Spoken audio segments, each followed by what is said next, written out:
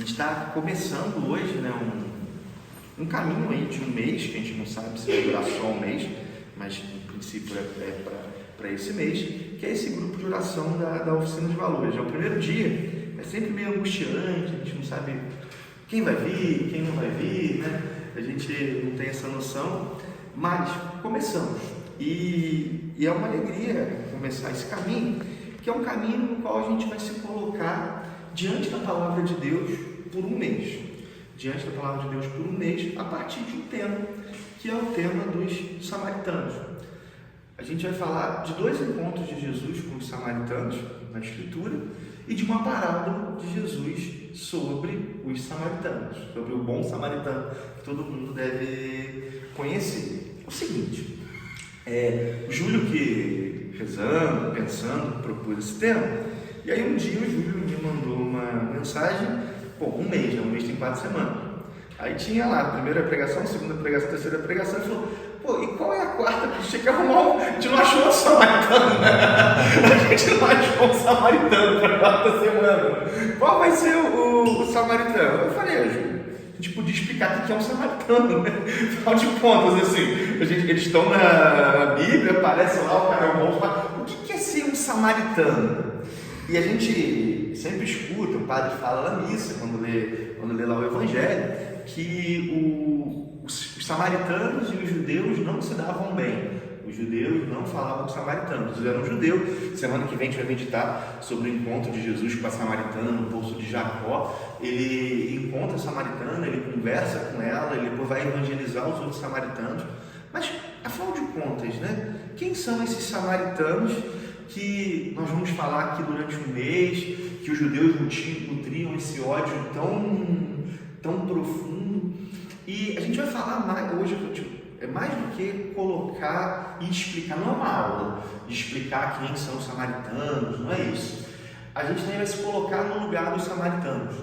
Hoje os samaritanos somos nós, assim, os samaritanos somos nós, e a gente vai pensar, vamos colocar no lugar desses samaritanos, que nós vamos ver aqui, e hoje no lugar dos primeiros samaritanos, e vamos pensar, afinal de contas, o que esses caras fizeram para eles serem tão mal vistos assim na época de Jesus. Quem são os samaritanos? Quem são os samaritanos que a Bíblia nos fala? Assim, né? Vamos entender. Primeira coisa que é importante entender, tem uns 2 ou 3 anos que eu li uma história dos judeus, me foi muito útil. A história lá dos judeus, assim, porque é o seguinte, né? O que acontece? O povo de Deus, Israel, foi se formando aos poucos. Primeiro era um bando de cuidadores de ovelhas, de pastores, eles foram se juntando, aí se juntaram em tribos, aí se juntaram até que formou um reino, o reino de Israel. Isso aqui, beleza, surgiu um reino. Tinha lá o rei Davi, o rei Salomão, era um reino. Só que por causa do pecado das pessoas, esse reino se dividiu. Então o povo de Deus se dividiu em 2 reinos, o reino do norte e o reino do sul. O reino do norte, o reino de Israel, o reino do sul, o reino de Judá. O reino de Judá. Então, 2 reinos, né? E esses 2 reinos, às vezes se davam bem, às vezes se davam mal, mas o povo de Deus estava nesses 2 reinos. Bom, segue a vida, os 2 reinos seguem, vários reis do norte, reis do sul, reis de Israel, reis de Judá. O povo não era um povo muito bom, era um povo meio de cabeça dura. O povo continua pecando, e em virtude do pecado do povo, o reino do norte, o reino de Israel, é arrasado. Vem o exército de uma nação chamada Assíria e destrói e mata todo mundo. O reino é destruído, o reino é arrasado. E aí acontece o seguinte, tem o território. Eles pegaram os judeus que moravam ali, o povo de Deus que morava ali, mandaram todo mundo para a Síria. 10 tribos moravam no reino do norte, só 2 no reino do sul. Levaram as 10 tribos, sobrou uma meia dúzia de pessoas ali, sobrou aquele território que o rei da Síria fez. Vamos colonizar. Mandou um monte de gente para lá. Só que essas pessoas que foram morar lá não eram pessoas fiéis a Deus, eram pessoas que tinham outros deuses. Aí aquelas coisas do Antigo Testamento que são engraçadas, né?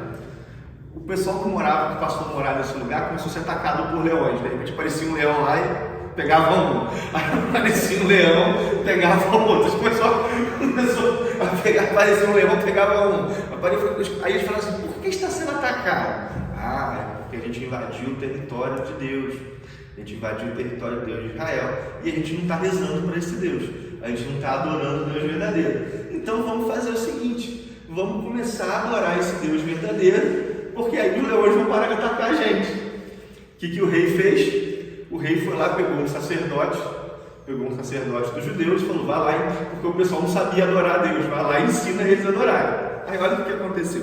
Eu vou ler para vocês. Deu para pegar a história, né? 2 reis, deu uma confusão, o rei foi invadido, o rei tirou todo mundo dali, os judeus, acabou com o reino, botou um pessoal para morar lá, o pessoal foi atacado por leão. Bom, a gente está sendo atacado por leão porque a gente não está adorando a Deus. Vamos lá, o sacerdote enviou e agora o que acontece? Bom, primeiro, né? O rei da Babilônia mandou vir gente da Babilônia, de Cuta, de Ava, de Emate, das cidades, estabeleceu cidade em, olha o nome do lugar, Samaria, em Samaria, no lugar dos israelitas. E aí vai, né? Aí o rei da Síria, depois do ataque dos leões, mandou, isso está em 2 Reis 17, se vocês quiserem ler depois. 2 Reis 17, eu estou no versículo 27 agora, se vocês quiserem ler. Se forem na Ave Maria, página 418, para ajudar a vida, a galera não está tão habituada com o Antigo Testamento, né? 2 Reis 17. Olha que os caras arrumaram, porque os samaritanos não eram pessoas tão bem vistas.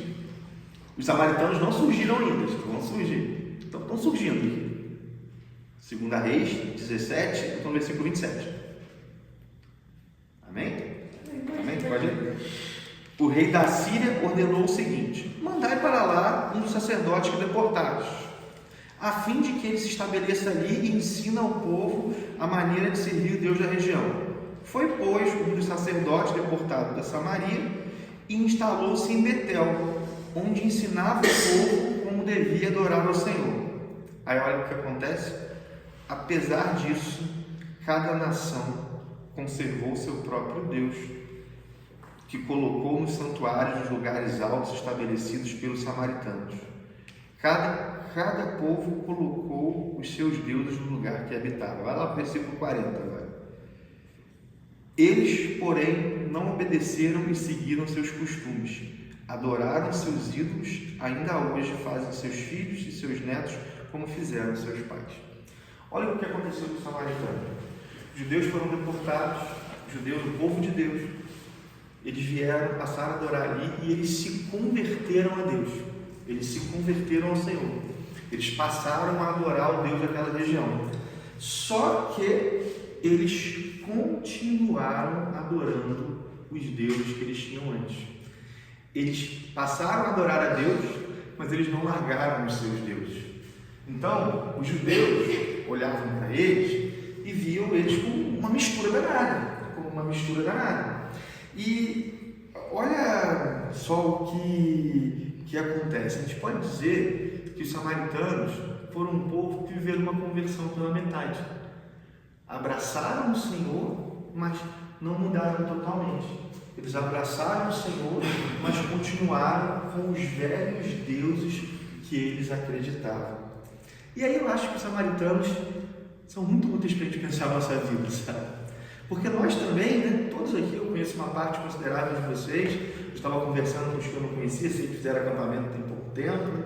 Então todos nós aqui, nós tivemos uma experiência com o Senhor, sabe? Nós nos convertemos, nós buscamos estar com Deus. Só que é possível que nós tenhamos nos convertido, mas não tenhamos feito isso completamente assim.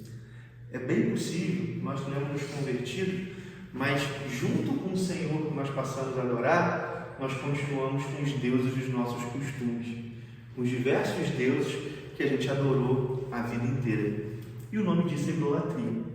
Idolatrar é adorar outros deuses que não o Deus verdadeiro. É ter outros deuses no nosso coração que não o Deus de Israel, que não o Deus de Jesus Cristo. E minha gente, são tantos deuses que nós temos por aí. Estava lendo hoje esse capítulo 17, aí tem lá os nomes dos deuses. Pô, tem o nome de um deus aqui que é Sucobenote. Eu falei, cara, Sucote Benote. Você muito adorar um deus com esse nome, né? Aí tem o Nebaás, o Tartar, tem um monte. Depois você lê lá no capítulo 17, tem a lista de nomes de Deus lá que os caras adoravam, assim, né? E aí via as estátuas desses deuses, assim, né? No nosso caso, nós não temos coisas visíveis, né? Não acredito que a Paula tenha acordado hoje de manhã e falado, Sucote Benote, eis-me aqui, né? Não teve nada disso, né? Nós não temos outros deuses nas nossas igrejas, não tem nas nossas igrejas. Não vai entrar na igreja católica e vai ter outro Deus, não tem isso, né? Os protestantes às vezes acusam por causa das imagens dos santos, mas a gente sabe o que é isso. Primeiro que a gente sabe que os santos foram pessoas de carne e osso como nós, que viveram a fidelidade a Deus. Então as imagens são como fotos para a gente lembrar dele. Ninguém está adorando nenhuma imagem, ninguém está fazendo nada disso. A gente não tem outros deuses assim, né? Assim. Mas reparem, assim, né? A gente pode não ter outros deuses em imagem, mas nós podemos ter outros deuses no nosso coração. O que é um Deus? É aquilo que a gente coloca assim. É o principal da nossa vida. O principal da nossa vida é o nosso Deus. Quem é teu Deus? O teu Deus é aquilo que é o principal da tua vida. É isso que é para onde você coloca todo o teu coração, todas as tuas forças, todo o teu amor. Teu Deus é a tua prioridade. É isso. O teu Deus é a tua prioridade. E aí essa prioridade pode ser uma pessoa, né? Alguém loucamente apaixonado por outra pessoa e coloca essa pessoa acima de Deus. E coloca essa pessoa acima do Senhor. Essa prioridade pode ser, sei lá, o trabalho dessa pessoa. O trabalho da pessoa, aquela coisa. Essa prioridade pode ser, sei lá, o conforto. Eu tenho essa tendência, assim, aquela coisa. Você quer que o mundo acabe em barranco para a gente morrer encostado, né, cara? Mas às vezes a prioridade é o conforto, sei lá. No final de semana tem coisa para fazer. Queria tanto ver essa série na Netflix, né? Agora eu tô vendo um anime lá, um desenho lá. Pô, aí tem que fazer alguma coisa. Pô, tinha tempo para ver esse desenho aqui agora, não sei o quê. Mas será que isso não é meu Deus? Será que isso não é o meu Deus? Será que eu não estou colocando algo acima do Senhor? Todas essas coisas são coisas boas. E várias vezes a tentação é essa. Às vezes nossos ídolos são coisas boas. Nossos ídolos são coisas boas, assim. Só que eles se tornam coisas ruins na medida em que nós colocamos eles acima de Deus nas nossas vidas. E hoje, nesse primeiro dia do grupo de oração, meus queridos samaritanos, assim, a primeira coisa é quebrem os ídolos dos vossos corações. A passagem que nós vamos ler semana que vem, essas duas primeiras semanas são comigo, né? Depois vem o Júlio, depois vem o Hugo. A passagem que a gente vai ler semana que vem é de uma moça que Jesus fala para ela assim: você teve 7 maridos. Você teve 7 maridos, assim, né? E o que você tem agora não é teu marido. A tradução da palavra marido é Baal. Marido é Baal, então você podia traduzir Baal é um nome de um Deus, né? Então você poderia traduzir, mas você teve 7 senhores, você teve 7 senhores durante a tua vida. Você foi idólatra, já teve vários deuses antes de mim, né? Então a gente pode pensar isso assim, né? Hoje, né? Quem são os deuses que orientam a minha vida, que orientam o meu coração, sabe? Se os samaritanos nos ensinam, vamos ver que eles nos ensinam muitas coisas depois, mas hoje, o quanto testemunho deles pode nos ensinar é que nós não podemos viver uma conversão pela metade. A gente não pode ser mais ou menos Deus. Binho, Júlio, talvez lembre, né, quando a gente era moleque, assim, entrando na igreja, o pessoal mais velho do grupo de oração. Agora eu sou o tio do grupo de oração, agora eu estou nessa posição, agora eu sou o tio do grupo de oração. Mas assim, o pessoal mais velho falava assim: não pode ser cristão Raimundo, né? Um pé na igreja e um pé no mundo, né? Um pé na igreja, não pode ser cristão. Pô, coitado se tem um Raimundo na Assembleia, né? Não pode ser cristão Raimundo, um pé na igreja e um pé no mundo, né? Mas no final das contas, eles estavam dizendo para a gente uma coisa muito verdadeira: a gente não pode ser cristão pela metade. E às vezes a gente repara, a gente quer as coisas do nosso jeito, sabe? O nosso ídolo, às vezes, aquele que a gente não deixa de adorar e que a gente não quebra e não deixa para trás, é a nossa vontade, é o nosso gosto. As coisas têm que ser do meu jeito, da maneira que eu quero. E a gente tem que descobrir e aceitar que o jeito de Deus é melhor do que o meu, que o jeito de Deus é melhor do que o teu. que o jeito de Deus é melhor do que o nosso jeito, sabe? Um detalhe, que isso eu não sabia, né?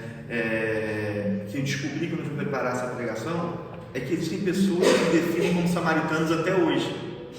Até hoje tem gente que se diz seguir a religião dos samaritanos, eu não sabia disso. É pouquíssima gente, mas tem. E os samaritanos, eles não aceitam, eles só aceitam os 5 primeiros livros da Bíblia. Eles não aceitam os profetas, eles não aceitam os salmos, só os 5 primeiros livros da Bíblia. E eu fiquei pensando, né?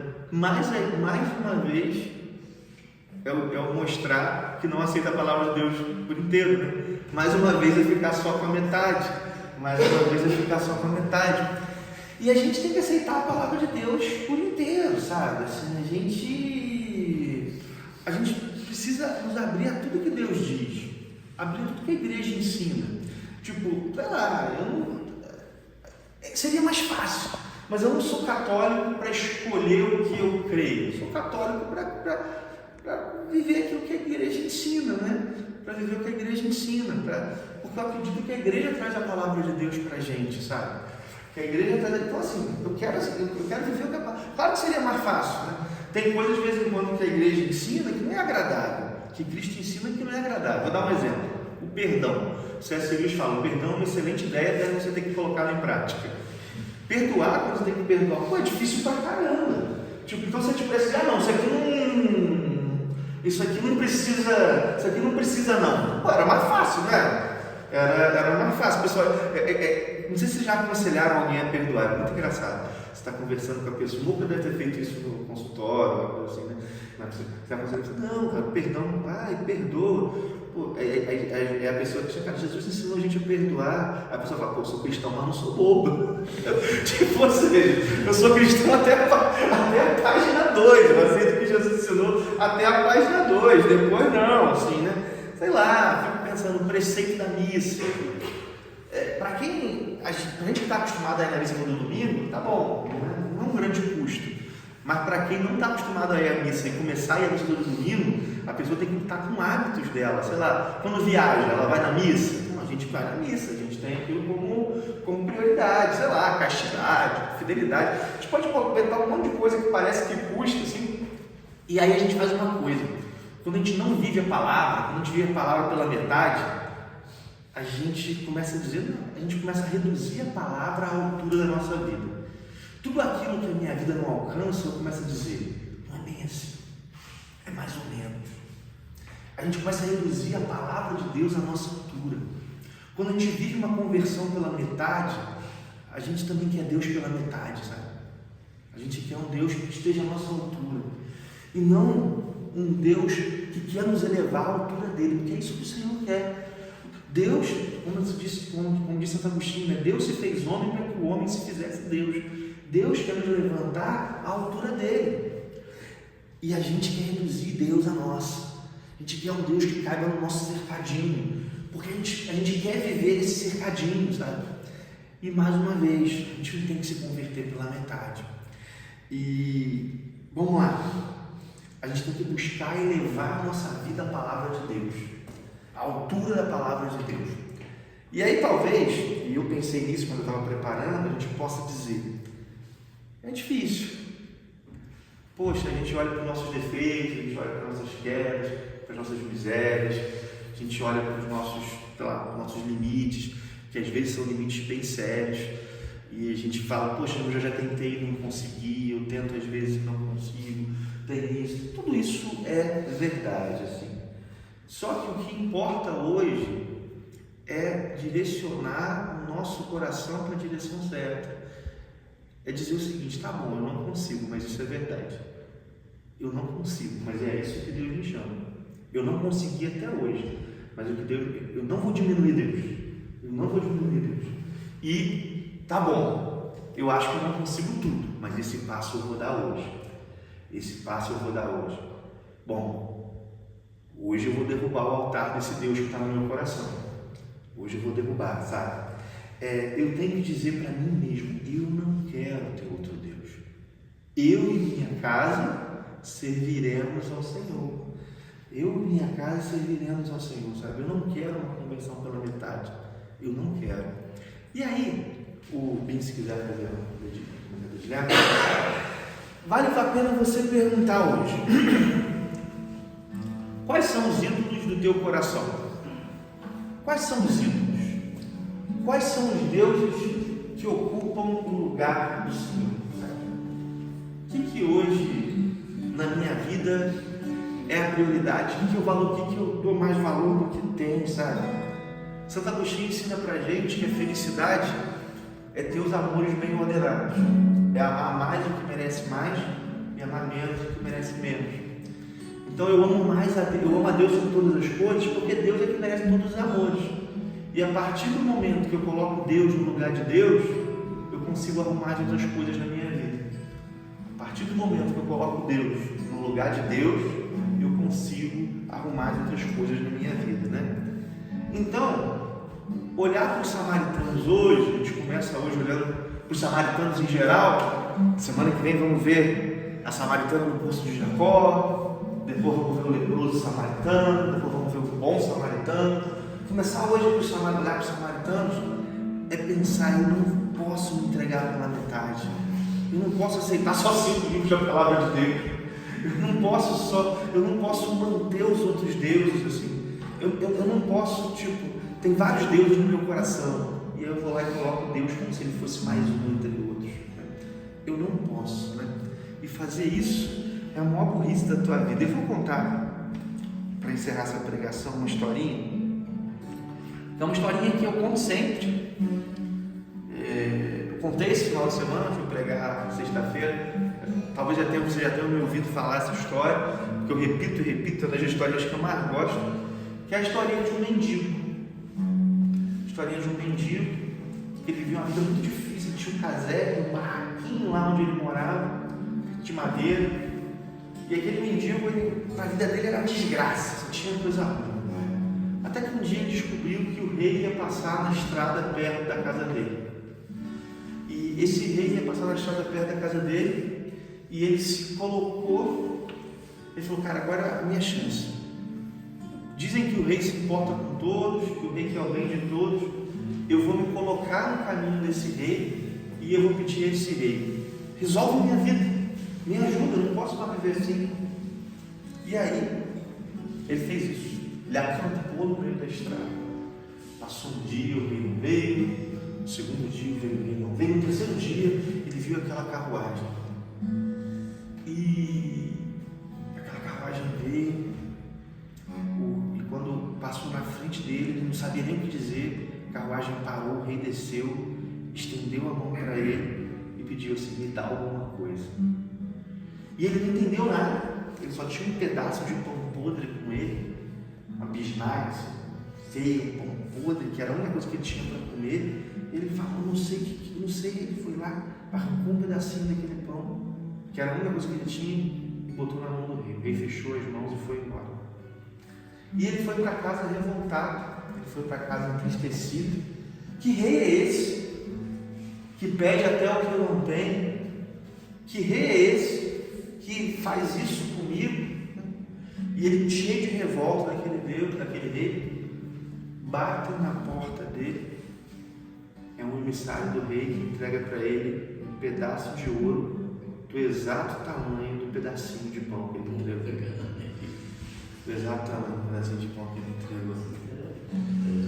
E é isso, né? Diante de nós, Deus pede, a gente se entrega totalmente, né? E às vezes a gente se apega ao pão podre que está no nosso coração, né? Nos velhos ídolos, assim, né?